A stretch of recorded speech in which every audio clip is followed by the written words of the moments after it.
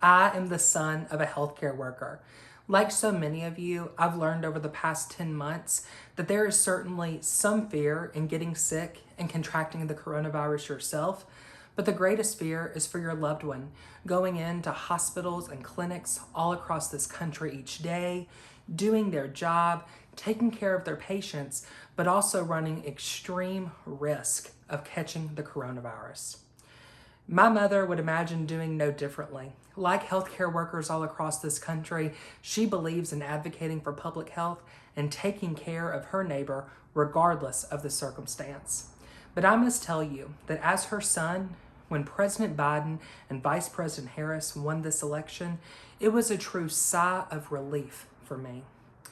President Biden and Vice President Harris winning meant that my mother would soon be able to go to work safely.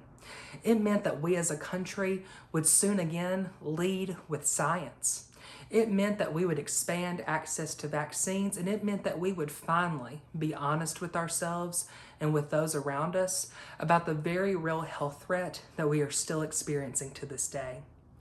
Don't get me wrong, we still have a long way to go. But I believe that with Joe Biden and Kamala Harris in the White House, that better days are before us.